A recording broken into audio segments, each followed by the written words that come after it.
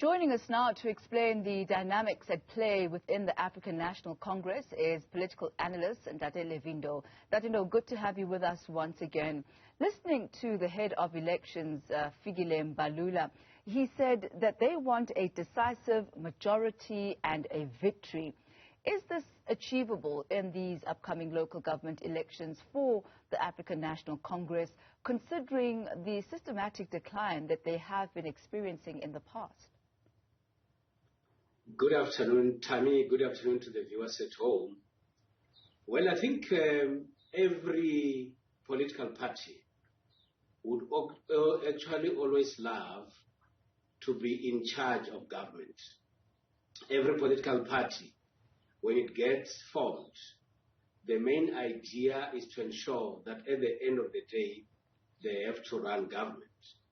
But if you look at the activities surrounding the support of the ANC, especially in the metros, it will require the ANC to put extra effort if they need to win the metros, especially Tshwane, where they always wanted to be running the capital city, and the unfortunate things happened for the ANC, which actually brought in the administration of a coalition in the city of Tshwane.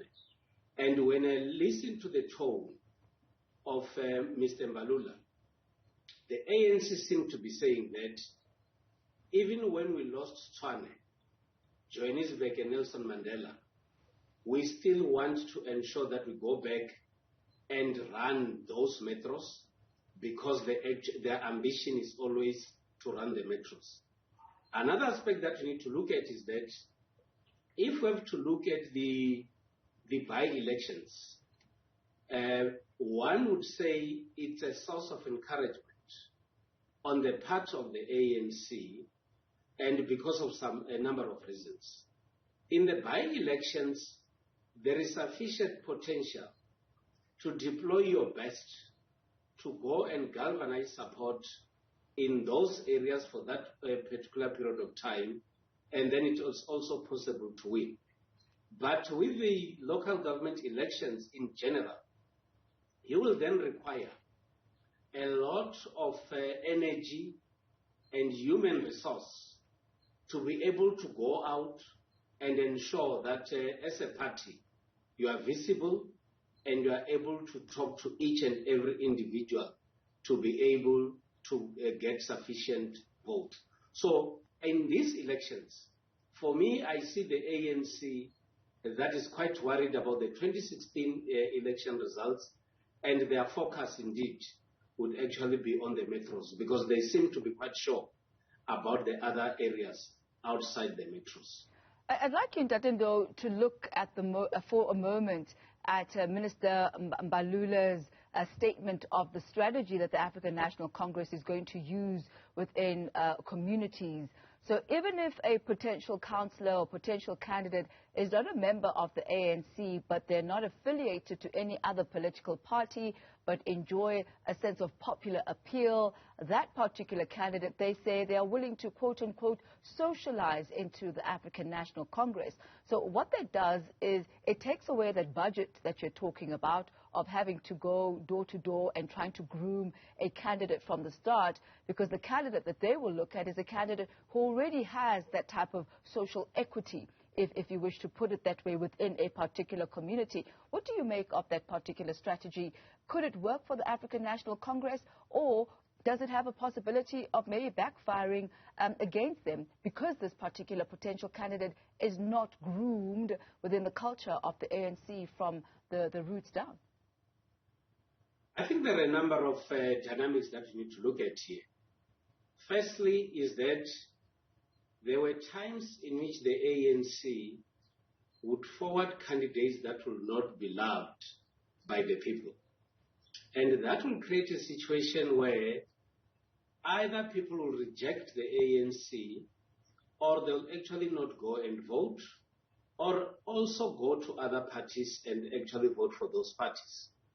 At the same time, the ANC is also aware that there are certain individuals who are loved within the communities who actually, on a day-to-day basis, deal with matters of the communities, who are also respected by the communities.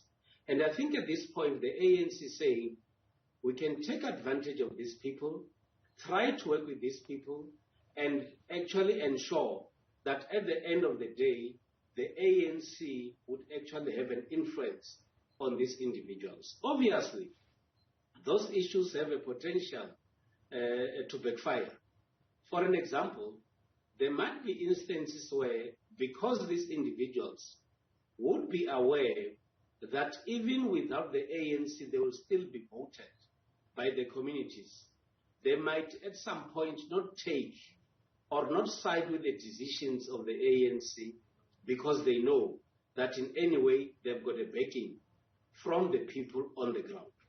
But also, what I think has to be very central to all the candidates, irrespective of political parties that they represent, is to put the citizens first and ensure that the work that is actually required by their communities is actually being done.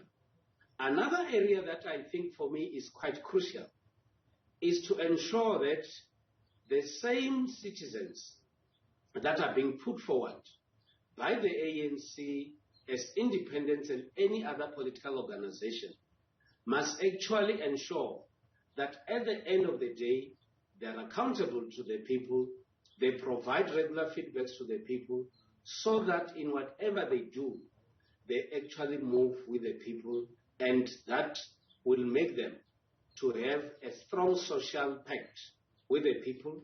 They will know what is happening at the municipalities, and the level of trust is actually going to be established, and I think that is going to work well for the communities. Another issue that was brought up is the issue of contestation, specifically regarding the candidates' lists. We hear Mr. Mbalula saying that this was supposed to be a dynamic, collaborative, democratic process where various wards are able to engage and choose the best candidates to represent those particular wards, but that this has taken what he calls an uncharacteristic turn, where for others within the party, it has become a matter of life and death, where some are even willing to kill for positions, to kill for power, which is what we're seeing now in the politically related and politically motivated killings. Are we seeing a reflective ANC here? Do you think that they might be relooking their processes of candidate selection and submission?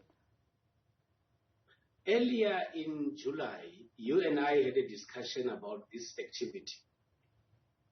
And the ANC has been welcomed, or their activity has been welcomed by a lot of people. But also at the same time, you have the ANC that is saying, we are bringing in the candidates to the people, and we want the people at a ward level to participate in the selection process so that we are sure of the support of the communities. But good as the process might be, you have some elements, and unfortunately, within the same ANC, who are actually there to frustrate these processes. If you recall, the people who were marching in Polokwane, the people who were marching in KwaZulu-Natal, the people who were raising concerns in Tshwane, and the people who are raising disputes in a number of areas are worried about certain deployees of the ANC who would go there with ulterior motives, and instead of taking what the views or the views of the people on the ground to the national office, they are the very same people who are manipulating these processes. Maybe someone will say, at least there is a sigh of relief, because the ANC is saying that we're actually going to take action against those individuals. Another area that for me we have to look at, which is actually happening as well within the ANC, is that the ANC has also provided guidelines in terms of the people that are supposed to represent different wards. They spoke about the percentage of women, they spoke about the percentage of the youth. And I think this is the message that still has to be emphasized. to the different wards and ordinary citizens that, especially when they look at the proportional representation setup, there is a possibility that the lists might change because they have to address the issue of gender and young people.